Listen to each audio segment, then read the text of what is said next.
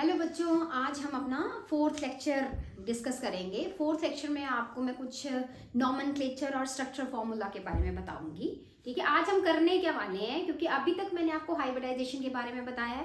अब इनको रिप्रेजेंट कैसे करते हैं, अब इतने सारे हमारे पास स्ट्रक्चर हैं, उनकी मैं नेमिंग कैसे करूंगी, तो वो हम नॉमेनक्लेचर से करते हैं। तो आज मैं नॉमेनक्लेचर स्टार्ट करने जा रही हूँ। तो पूरे लेक्चर में मैं स्ट्रक्चर फॉर्मूला और नॉमेनक्लेचर आपको बताऊंगी। ठीक है, तो आपने इस पे फोकस करना है जो जो मैं बताऊंगी। सबसे पहले, क्योंकि आपको मैंने बताया है कि ऑर्गेनिक में तो सारा बोलबाला किसका होता है, कार्बन का होता है। तो कार्बन के बारे में आपको अच्छे से पता है। ठीक है, कार्बन कितने बॉन्ड बनाता है, ये तो हर बच्चे को पता होना चाहिए कि कार्बन कितने बॉन्ड बनाता है। अगर मैं बात करूं, आपको पता है ना कार्बन का एटॉमिक नंबर कितना होता है, 6 होता है। तो आप बचपन से करते आ रहे हो, दैट इज फर्स्ट शेल में 2 और फिर 4। हमेशा सेकंड शेल में हम बोलते हैं उसको ऑक्टेट कंप्लीट करना होता है। तो इसको, इसके आउटर मोस्ट शेल में कितने इलेक्ट्रॉन है, 4। तो इसको कितने इलेक्ट्रॉन और चाहिए, 4 और चाहिए। ठीक है ना, इसलिए हम हमेशा कार्बन को क्या बोलते हैं, कार्बन जो होता है वो टेट्रावेलेंट होता है।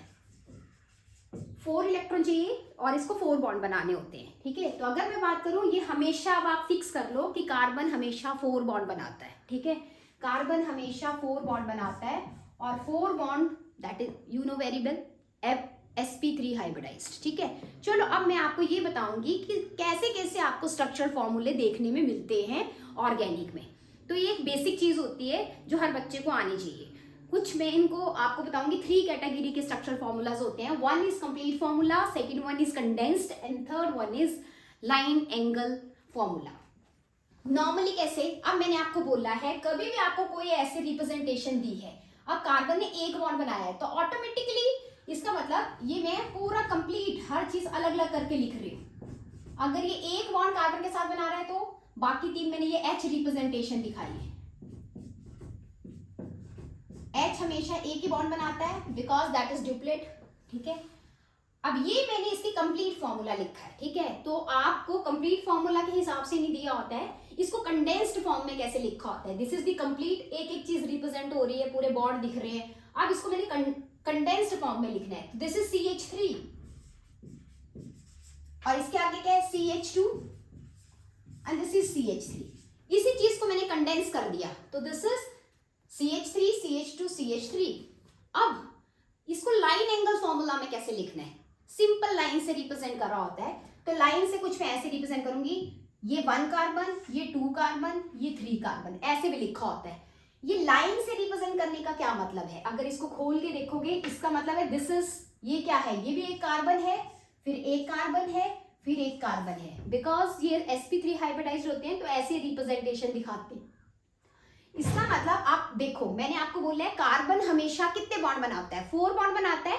तो लाइन, जैसे पेपर में आपको अगर ऐसे दिया है तो आप इसको कैसे, पूरा कंप्लीट फॉर्मूला है उसका कैसे लिखोगे, ऐसे दिए, इसका मतलब ये सारे कार्बन रिप्रेजेंट कर रहा है। 1 2 3 1 2 3, एक कार्बन इसके साथ बॉन्ड बना रहा है तो ऑटोमेटिकली टोटल तो 4 होते हैं, तो इसके साथ 3H आएंगे, इसके साथ 2H आएंगे और इसके साथ फर्दर 3H आएंगे। तो ये एक तरह से क्या बना, ऐसे करके आपका, इसको खोल के मुझे लिखना है तो मैं कुछ ऐसे करके रिप्रेजेंट कर रही हूँ। ठीक है, अब हर स्ट्रक्चर का मैं आपको कंप्लीट, ये कुछ एग्जांपल्स लिए हैं, इनका कंप्लीट फॉर्मूला, कंडेंस्ड फॉर्मूला और लाइन एंगल हम फटाफट से एक बार कर लेते हैं। जैसे इसका है, एक बॉन्ड बना रहा है तो यहाँ पे मैंने 3 इसके साथ, क्योंकि कार्बन 4 बॉन्ड बनाता है। ये वाली बीच वाली कार्बन 3 बॉन्ड बना रही है तो एक H आएगा। ये वाली कार्बन एक बॉन्ड बना रही है तो कितने H आएंगे, बोलो 3। सिमिलरली 1। अब इसको मैंने कंडेंस्ड फॉर्म में लिखना है, तो ध्यान से देखो, ये जो मेरी सेंटर वाली कार्बन है, इसके इस तरफ भी CH3 है, इस तरफ भी CH3 है, इस तरफ नीचे भी CH3 है। तो इसको कंडेंस का मतलब इकट्ठा लिखना है, तो आप कैसे लिखोगे, CH3 थ्राइस CH, 1 2 3, तो CH3 3 और बीच में क्या है, CH। अब इसी को आपको पेपर में कैसे लिखा हो सकता है, आप कैसे जज करोगे, तो ये देखो 3 कार्बन है, 1 2 3, तो ऐसे रिप्रेजेंट करूंगी 1 2 3, लेकिन सेंटर वाली कार्बन के साथ एक और कार्बन है तो एक लाइन और आएगी ऐसे करके, ऐसे। तो इसकी लाइन रिप्रेजेंटेशन क्या हुई, अगर यहां ध्यान से देखो, एक कार्बन, 2 कार्बन, 3 कार्बन और ये ऐसे, तो इसको मैंने कैसे रिप्रेजेंट करना है, ऐसे रिप्रेजेंट करूंगी। सिमिलरली मेरा ये नेक्स्ट वाला पोर्शन आता है। ठीक है, इस पोर्शन को मैंने कैसे लिखना है, इसके भी मैं HH लिखूंगी। इसका कंप्लीट बनाना है 1H, ये 3 बॉन्ड बना रहा है, एक ये 1 बना रहा है, this is the complete representation. ये 2 बना रहा है तो इसके साथ 2 आएंगे। अब इसको कंडेंस्ड फॉर्म में लिखना है, तो कंडेंस्ड फॉर्म में लिखने के लिए दिस इज CH3, देन ये आपका ये आ रहा है, ये CH3 जो है ये 2 टाइम्स है, तो आप इसको इकट्ठे करके 2 टाइम्स भी लिख सकते हो। 1 2 इस कार्बन के साथ है, इस कार्बन के साथ एक H भी लगा है, ये नेक्स्ट कार्बन के साथ CH2, C और इसके साथ 2 H लगे, CH2, और ये क्या हो गया, इसको लिखेंगे COOH। ध्यान से देखो, दिस CH3, इसको कंडेंस इकट्ठे लिखा इस कार्बन के साथ, तो this is CH3 twice, C इसके साथ एक H है, देन CH2 और ये आगे COH। अब ये टोटल कार्बन अगर मैं बात करूं, टोटल 1 2 3 4, एक लाइन में चेक करो, पहले लाइन रिप्रेजेंट करनी है, 1 2 3 4, तो 1 अगर मैं यहां से स्टार्ट कर रही हूं 2 3 4 ऐसे आएगा, 1 2 3 4 1 2 3 4, ठीक है। अब इसमें जो मेरा ये वाला कार्बन है इसमें COH लगा है, तो आप इसको कैसे लिखोगे, COOH, इसको ऐसे लिखोगे। इसकी नेक्स्ट कार्बन पे नहीं है, ये इसके नेक्स्ट कार्बन पे ऐसे ही है, उससे नेक्स्ट कार्बन पे क्या है, इसकी नेक्स्ट कार्बन पे एक CH3 लगा है, तो उसको ऐसे लिखते हैं। नीचे को तो कर नहीं सकते, इक्वली डिस्ट्रीब्यूटेड आपको मतलब बॉन्ड एंगल ऐसे दिखाने होते हैं जिगजैग वे से, ठीक है, ऐसे करके रिप्रेजेंटेशन दी होगी। तो आई होप आपको पता चल गया होगा किसी का कंप्लीट फॉर्मूले को कंडेंस में कैसे चेंज करना है या लाइन एंगल में कैसे चेंज करना है। अब पेपर में हमेशा मैंने कुछ भी दे दिया आपको बना के, सपोज करो मैंने आपको दे दिया ऐसे करके रिप्रेजेंटेशन कर दी मैंने,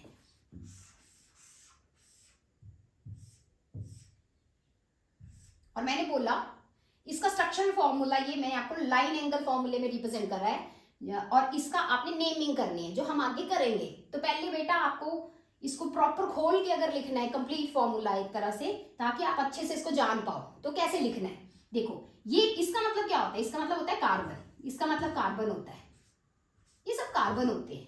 चलो इसको सिंपल चेन में लिखते हैं, 1 2 3 4 5, तो सीधे 5 चेन, 1 2 3 4 5, ठीक है। अब देखो यहां पे अगर मैं ध्यान से देखती हूं तो मेरा 3 बॉन्ड्स है, यहां पे बिल्कुल एंड में 3 बॉन्ड्स है, ठीक है। उसके बाद सिंगल बॉन्ड, उसके बाद डबल बॉन्ड, यहां पे डबल बॉन्ड है, ये मैंने इसको ऐसे बना दिया, ठीक है। जब अगर तुम फर्स्ट टाइम कर रहे हो तो तुम्हें ऐसे बनाना पड़ेगा, तभी इजी लगेगा। उसके बाद आपको पता है कार्बन 4 बॉन्ड बनाता है, जब भी आपको लाइन एंगल फॉर्मूला दिया होता है इट मींस बाकी वो H है, ठीक है। ऑटोमेटिकली आप उस जो बाकी हैं जो आप अपने हिसाब से सारे बॉन्ड लगा लो, उसके बाद जो भी अब आपको लग रहा है इसने 1 बॉन्ड बनाया है, लेकिन कार्बन तो हमेशा 3 बॉन्ड बनाता है, तो बाकी उसके साथ H अटैच्ड है, तो इसके साथ कितने H लगे हैं 1, तो इसके साथ 3 H लगे हैं, 1 2 3 ऑलरेडी 3 बॉन्ड है, तो इसके साथ एक H लगा है, 1 2 3 तो इसके साथ एक H लगा है, 1 2 3 4 इसकी टोटल 4, इसके साथ 3 है तो ये ठीक है। सो दिस इज द रिप्रेजेंटेशन। अब ये जो मैं बना रही हूँ ये मैंने आपको क्यों सिखाया, बिकॉज अब मैंने ये स्ट्रक्चर फॉर्मूले आपको बता दिए कैसे बनाने हैं। अब हम करेंगे नॉमेनक्लेचर, क्योंकि नॉमेनक्लेचर अब मैं आपको अच्छे से बताऊंगी, क्योंकि उसमें आपको ये रिप्रेजेंटेशन खुद करनी होती है, तो आपको आनी चाहिए उस। अब इतने सारे मैं स्ट्रक्चर बना रही हूँ, इनकी नेमिंग कैसे करनी है। अब बेटा हम कुछ भी पहले स्टार्टिंग में तो चलो इनके कुछ कॉमन नेम होते थे, ठीक है, तो कॉमन नेम से ज्यादा तो काम नहीं चल पाएगा, क्योंकि हमें पता है there are so many organic compound. उनकी नेमिंग के लिए 1949 में एक ऑर्गेनाइजेशन सेट हुई, and that organisation is International Union of Pure and Applied Chemistry, जिसको हम बोलते हैं IUPAC। उन्होंने कुछ रूल सेट किए जिसके हिसाब से मुझे उनकी नेमिंग करने पड़ेगी। तो व्हाट इज IUPAC नेमिंग, उन रूल्स को हम फॉलो करेंगे और उससे आप हर ऑर्गेनिक कंपाउंड की नेमिंग करेंगे। तो अब मैं आगे आपको इन स्ट्रक्चर की नेमिंग कैसे करनी है, जिसको हम नॉमेनक्लेचर बोलते हैं, IUPAC नेमिंग करेंगे, ठीक है। तो चलो करते हैं। IUPAC नेमिंग मुझे कैसे करनी है, जो मैंने आपको सारे स्ट्रक्चर फॉर्मूलाज बताए, तो चलो हम इसको डिस्कस करते हैं, ठीक है। सबसे पहले मैं आपको सिंपल हाइड्रोकार्बन की बात करेंगे। पहले तो बेटा कार्बन और H ही होते थे ना, धीरे धीरे बाकी फंक्शनल ग्रुप आए, ठीक है। तो जिसमें सिर्फ कार्बन ही हो और हाइड्रोजन ही हो उसको हम बोलते हैं हाइड्रोकार्बन। तो अगर मैं बात करती हूँ जो आपकी क्लासिफिकेशन ऑफ हाइड्रोकार्बन होती है, जिनकी हम अभी नेमिंग करेंगे, फर्स्ट ऑफ ऑल आपको ये पता होना चाहिए क्लासिफिकेशन ऑफ हाइड्रोकार्बन। ये एक तरह से 2 कैटेगरीज की होती है। One is a cyclic and second one is cyclic. A cyclic को मैं एलिफेटिक भी बोलती हूँ, एलिफेटिक। अब इसमें आपको 3 कैटेगरी मिलेंगी, ठीक है, 3 कैटेगरीज देखने को मिलेंगी। एलिफेटिक का मतलब सिंपल चेन होगी, ओपन चेन होगी, तो उसमें या तो एल्केन आएगा। एल्केन का मतलब 2 कार्बन के बीच अगर कुछ भी बात करेंगे आपको सिंगल सिंगल बॉन्ड ही दिखाई देंगे, ठीक है। और एक होता है एल्कीन, एक होता है एल्केन, एक होता है एल्कीन। जब एल्कीन की बात की जाती है तो तुम्हें कुछ डबल बॉन्ड देखने को नजर आएंगे, डबल बॉन्ड को एल्कीन बोलते हैं, जब भी कार्बन कार्बन के बीच में डबल बॉन्ड आता है। थर्ड वन इज एल्काइन, उसमें ट्रिपल बॉन्ड आता है, ठीक है। अब इस केस में मैं आपको सबसे पहले आज इसके बारे में बताऊंगी, ठीक है। साइक्लिक में भी हम करेंगे। साइक्लिक में भी अगर मैं बात करती हूं, साइक्लिक जो होते हैं वो फर्दर 2 कैटेगरी के आते हैं। एक होते हैं homocyclic and second one is heterocyclic, ठीक है। जब भी मैं होमोसाइक्लिक की बात कर रही हूं तो मतलब उसमें कार्बन कार्बन ही ऐसे आपको देखने को मिलेंगे। जब मैं आपको हेट्रोसाइक्लिक की बात कर रही हूं तो हो सकता है कि कार्बन को छोड़ के कुछ अलग दिखेगा, मतलब जैसे मैंने बाकी सब कार्बन और एच ही हैं लेकिन एक मैंने एन ले लिया, वो हेट्रोसाइक्लिक के अंडर आते हैं। तो चलो सबसे पहले मैंने आपको ये वाला पोर्शन बताना है, फिर धीरे धीरे हम सबकी नेमिंग करेंगे। तो फर्स्ट ऑफ ऑल मैं आपको alkane, alkene, alkyne, this is hydrocarbon, सिर्फ इसमें कार्बन होंगे और एच होंगे, उनको हम सबसे पहले डिस्कस करेंगे। तो पहले तो आपको ये पता होना चाहिए कि मेरी number of chain, number of carbon chain कितनी बड़ी है, ठीक है। अगर आपकी पूरी चेन में एक ही कार्बन है तो मुझे उसको कैसे नेमिंग करना है, उसको क्या बोलते क्या, ठीक है। जिसको हम बोलते हैं that is known as word root, मतलब उसकी रूट क्या है, पूरी चेन आपको देखनी है कितनी लंबी है, ठीक है। अब बेटा सबसे पहले नंबर ऑफ कार्बन पे आपने फोकस करना है, नंबर ऑफ कार्बन एटम। अगर पूरी चेन में अगर एक ही कार्बन है तो उसको मैं कैसे बोलती हूँ, उसको मैंने कैसे रिप्रेजेंट करना है, हाउ टू रिप्रेजेंट। तो 1 कार्बन को हम बोलते हैं मिथ, ये आपको याद करना है। जो मैं नॉमेनक्लेचर करवा रही हूँ ये 10th +1 +2 मतलब सबको आना चाहिए, तभी आप आगे से अच्छे से कर पाओगे। और इवन ये बोर्ड में भी पूछा जाता है और कंपटीशन में भी पूछा जाता है। 2 कार्बन को हम बोलते हैं इथ, 3 कार्बन को हम बोलते हैं प्रॉप, ये हर किसी को याद करना है। 4 कार्बन को बोलते हैं ब्यूट। नेक्स्ट, अगर मेरे पास 5 कार्बन है तो उसको बोलते हैं पेंट, अगर 6 कार्बन है तो उसको बोलते हैं हेक्स, 7 को हम बोलते हैं हेप्ट, 8 को बोलते हैं ऑक्ट, 9 को बोलते हैं नॉन, 10 को बोलते हैं डेक, ठीक है। तो नॉर्मली तो बच्चे 10 तक ही पूछे जाते हैं, आगे भी होती है इसकी नंबरिंग, बट नॉर्मली 10 तक ही आता है, इससे आगे कभी आता नहीं। अगर कभी ऐसे पूछ लिया हाँ 11 बताओ तो इसको बोलते हैं अनडेक और 12 को बोलते हैं डो डेक, बट ये आते नहीं है, 10 तक का ही यूज है, ठीक है।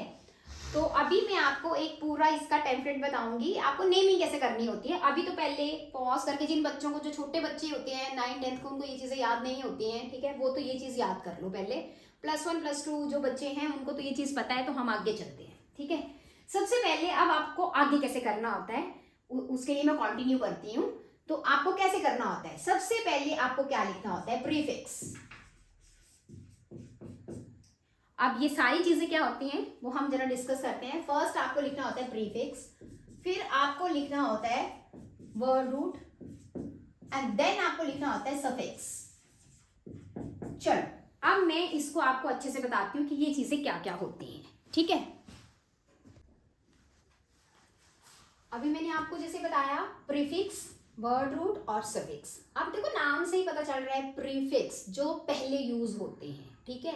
तो पहले यूज क्या होते हैं, इनको आपको प्रीफिक्स बोलना अच्छा नहीं लगता, आप ये बोल सकते हो सब्स्टिट्यूएंट भी बोल सकते हैं, ठीक है। तो यहाँ पे मैं सब्स्टिट्यूएंट सबसे पहले आते हैं, सब्स्टिट्यूएंट्स, ठीक है। ये सब्स्टिट्यूएंट्स क्या होते हैं, जैसे क्लोरीन लगा है, ब्रोमीन लगा है, तो आप क्या बोलोगे? अगर जो भी आपका लगा, जैसे क्लोरीन लगा है, ब्रोमीन लगा है, ठीक है, तो ये सारे किसके अंडर हम यूज करेंगे? इनको हम प्रीफिक्स, इनको सबसे पहले लिखना होता है। कहाँ पे लगे हैं तो इनको सबसे पहले लिखना होता है। जैसे Cl को आप क्या बोलोगे? क्लोरो बोलोगे, ठीक है। ब्रोमीन को क्या बोलोगे? ब्रोमो बोलोगे। तो ये सारे क्या होंगे? प्रीफिक्स, ठीक है। अब आता है, इसके बाद आपने जो जो आपके सब्स्टिट्यूएंट होंगे उनका नाम ले लेंगे हम पहले। उसके बाद मैंने क्या बोला? प्रीफिक्स के बाद आपने बोलना है वर्ड रूट, मतलब जो आपकी लॉन्गेस्ट चेन है, आपकी कितनी लंबी चेन है उसका नाम लिया जाएगा। तो कितने नंबर ऑफ, मतलब वर्ड रूट का मतलब क्या हुआ? आपको क्या बताना है? Number of carbon, number of carbon atom in parent chain, in parent chain मतलब मेन जो चेन है उसमें कितने नंबर ऑफ कार्बन है। अगर सपोज करो 3 कार्बन है तो आपको मैंने बताया है 3 कार्बन का क्या बोलते हैं? प्रॉप। तो आपको यहाँ पे प्रॉप लिखना होगा, या आपको हेक्स, हेक्स का मतलब 6 कार्बन, ठीक है। तो नंबर ऑफ कार्बन मतलब ये प्रॉप किसके लिए यूज किए करते हैं? कितने कार्बन के लिए यूज करते हैं? 3 कार्बन के लिए, ये मैं कार्बन बता रही हूँ, और ये 6 के लिए। अभी मैंने आपको लिखाया, आप रिवाइज कर सकते हो, अभी मैंने समझाया ये आपको, ठीक है। अब नेक्स्ट आता है सफिक्स। जब आपने टोटल नंबर ऑफ चेन देख ली, अब आपका ध्यान क्या होना चाहिए? सफिक्स के अंडर क्या आता है? 1 is unsaturation index, unsaturation index, plus अगर कुछ एक्स्ट्रा फंक्शनल ग्रुप लगा है तो वो फंक्शनल ग्रुप की बात करेंगे। फंक्शनल ग्रुप देखो, अगर तो सिंपल चेन ही दी है तो हो सकता है कि वो अगर सिंगल बॉन्ड होंगे तो इसके बाद जो भी कार्बन चेन है उसके बाद तुम लिखोगे एल्केन, या तुम लिखोगे ईन, या तुम लिखोगे आइन, ये हो सकता है। हो सकता है कि सिंगल बॉन्ड के बाद कोई और भी फंक्शनल ग्रुप लगाओ, जैसे एल्कोहल होता है, कार्बोक्सिलिक एसिड होता है, एल्डिहाइड होता है, वो सब बताऊंगी मैं क्या होता है। बट बस अभी इतना याद रखो, कुछ फंक्शनल ग्रुप होते हैं, जैसे एल्कोहल के लिए ओल लगता है, तो तुम्हें पहले सिंपल चेन एन लिखना है, फिर एंड में आपको अगर फंक्शनल ग्रुप कोई और भी लगा होगा तो प्लस करके ओल लिख देना, ठीक है। ये किसके लिए लिखा जाता है? एल्कोहल के लिए। अगर कोई फंक्शनल ग्रुप सपोज करो तुम्हारा एसिड लगा है तो एसिड के लिए लगता है ओइक। ये सारी मैं तुम्हें लिस्ट बताऊंगी किसको क्या बोलते हैं। अभी बस आप इसका एक मेन देखो कि मुझे कैसे नेमिंग करनी है। अभी सबसे पहले मैं आपको हाइड्रोकार्बन की बात कर रही हूँ, तो मैं हाइड्रोकार्बन पे फोकस करती हूँ, मतलब मैं यहाँ पे आके रुक जाऊंगी, ऐसा कोई फंक्शनल ग्रुप नहीं लगाऊंगी अभी तक। अभी हम सिंपल सिंपल करेंगे, एन, ईन, आइन। चलो, सबसे पहले कुछ रूल्स हैं। मैंने आपको क्या बोला? अब इतने सारे मेरे पास ऑर्गेनिक कंपाउंड हैं, तो जो हमारी IUPAC ऑर्गेनाइजेशन की अगर मैं बात करती हूँ, उन्होंने कुछ रूल सेट करे हैं कि हमें कैसे उनको बोलना है। तो सबसे फर्स्ट रूल क्या आता है? फर्स्ट रूल मेरा आता है लॉन्गेस्ट चेन। आपको सबसे पहले लॉन्गेस्ट चेन पे फोकस करना है। अब देखो, मैंने आपको 2-3 एग्जांपल दिए हैं, जैसे 4 एग्जांपल आपको ऐसे दिए हैं, ठीक है। अब आप ये बताओ लॉन्गेस्ट चेन कौन सी है? लॉन्गेस्ट चेन चूज करनी है, ऐसे करके एच ऑटोमेटिकली बाकी एच लेंगे। अभी पहले में जो जो रूल है पहले उनको फॉलो कर लेते हैं, फिर हम नेमिंग करते हैं। तो दिस इज 1 2 3 4 5, 1 2 3 4 5 6। ध्यान से देखो, इसी को अगर मैं 2 टाइम रिप्रेजेंट करती हूं ना, फिर आपको ज्यादा अच्छे से पता चलेगा, ठीक है। या तो बच्चा जब देखेगा तो वो बोलेगा मैम ये वाली चेन, ठीक है, 1 2 3 4 5, तो इसमें 5 कार्बन की चेन है, 5 कार्बन चेन, 5 कार्बन की चेन है। और इसका देखो, अगर मैं ये चूज करती हूँ 1 2 3 4 5 6, तो इसमें 6 कार्बन की चेन है। तो हम किसको, कौन सी करेक्ट है? This one is correct. आप इसको चूज करोगे because this is the longest chain. Done. तो सबसे पहले आपने लॉन्गेस्ट चेन पे फोकस करना है। चलो, अब आता है सेकेंड रूल। सेकेंड रूल की अगर मैं बात करती हूं, तो जब आप नंबर, जैसे ये है, मैंने एक एग्जांपल लिया है, ठीक है, ये मेरी एक चेन है। सिमिलरली एक चेन मेरी यहां पे मैंने ये 5 कार्बन की चेन है, इसके साथ एक और कार्बन लगा दिया, ठीक है, और इसके साथ एक और कार्बन लगा दिया। इसको मैं 2 टाइम्स लिख रही हूं ताकि मैं आपको बता सकूं। अब आपको नंबरिंग करनी है। पहले तो मैंने लॉन्गेस्ट चेन चूज की, दिस वन इज लॉन्गेस्ट, ठीक है। अब मैंने अब इसमें लॉन्गेस्ट चेन चूज करते हैं, तो लॉन्गेस्ट चेन तो मेरी यही आएगी 1 2 3 4 5, यही आएगी मेरी चेन। लॉन्गेस्ट चेन तो आपकी यही आएगी। सेकेंड रूल बोलता है इसको आप नंबर दोगे 1 2 3, ठीक है। फॉर एग्जाम्पल मैं इसको लिख रही हूँ 1 2 3 4 5, ठीक है। अब बात आती है जिसको नंबर नहीं आया, इन कार्बन को नंबर नहीं आया, जिनको नंबर नहीं आता है उन्हीं को हम सब्स्टिट्यूएंट बोलते हैं, दे आर प्रीफिक्स, ठीक है। ये प्रीफिक्स है, ये सब्स्टिट्यूएंट है, इसको नंबर नहीं आया, ठीक है। तो ये वाली जो चीज है इसको हम क्या बोलते हैं, सब्स्टिट्यूएंट। इनका जब हम नेमिंग करेंगे तो सबसे पहले नंबर आएगा, चलो वो तो बात करते हैं। अब बात आती है कि मैं लेफ्ट साइड से नंबरिंग करूं या राइट साइड से नंबरिंग करूं, ठीक है। देखते हैं एक बार, एक तो ले लिया मैंने 1 2 3 4, अब मैं ऑपोजिट साइड से करती हूँ 1 2 3 4 5। तो बेटा ध्यान से देखो जो आपके सब्स्टिट्यूएंट लगे हैं उनको क्या नंबर आ रहा है, ठीक है। हमारा रूल ये बोलता है कि उसको लोएस्ट वैल्यू आनी चाहिए, ठीक है। तो अगर मैं बात करती हूँ यहां से क्या नंबर आ रहा है, 1 is 2 एंड सेकेंड 1 is 3। अगर मैं इस तरफ से नंबरिंग ले रही हूँ 1 2, और जो मैंने सेकेंड एग्जाम्पल लिया है उसमें मैंने यहां से नंबरिंग कर रही है, राइट साइड से नंबरिंग कर रही है। राइट साइड से क्या नंबर आ रहा है मेरे सब्स्टिट्यूएंट को, 3 and 4, ठीक है। मैंने आपको क्या बोला, आप उसको चूज करोगे जिसको लोएस्ट वैल्यू आती है, ठीक है। तो लोएस्ट वैल्यू किस वाले केस में आ रही है, फर्स्ट वाले में, सो दिस इज करेक्ट। तो सबसे पहले आपने लॉन्गेस्ट चेन देखनी है, फिर आपने देखना है क्या सब्स्टिट्यूएंट लगा है, उसके हिसाब से नेमिंग करनी है, ठीक है। अब मैं एक सिंपल सा एग्जांपल ले लेती हूँ। फॉर एग्जांपल ये है मेरे पास CH3 CH3 CH2 CH3, आपको इसकी नेमिंग करनी है, ठीक है। जो पहली बार कर रहे हैं उनको तो ऐसे लग रहा होगा, मतलब उनको तो थोड़ा ऐसे लगेगा, लेकिन जैसे मैं नीट और जेईई की बता रही हूँ तो बच्चों ने पहले करा भी है।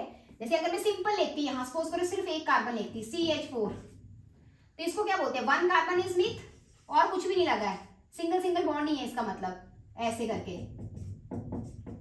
तो ये किसका फॉर्मूला हो गया, सिंगल सिंगल बॉन्ड को बोलते हैं N, so this is methane, ठीक है। अब इसकी नेमिंग करते हैं। सो लोएस्ट नंबर 1 2 3 4, ये वाला जो ग्रुप है इसको हम सब्स्टिट्यूएंट बोलते हैं, ठीक है।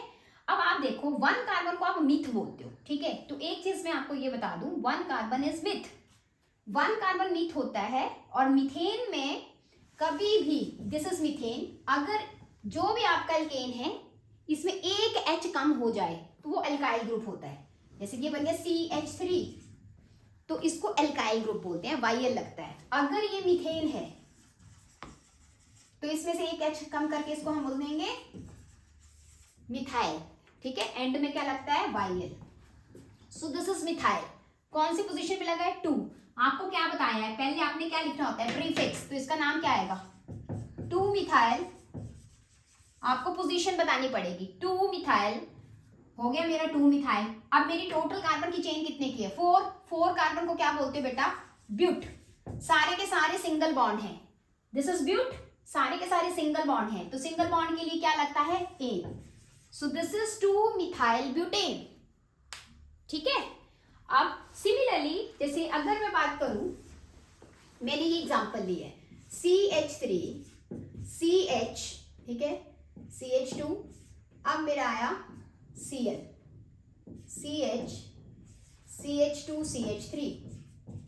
चलो जिस मर्जी साइड से नंबरिंग कर लो आप, 1 2 3, इसको 3 नंबर आ रहा है, चाहे मैं यहां से लूं 1 2 3, किसी भी साइड से नंबरिंग कर सकते हो। टोटल कार्बन की चेन मेरी कितनी आई, 5 की। सब्स्टिट्यूएंट को सबसे पहले लिखते हैं, अपने आप नेमिंग करो।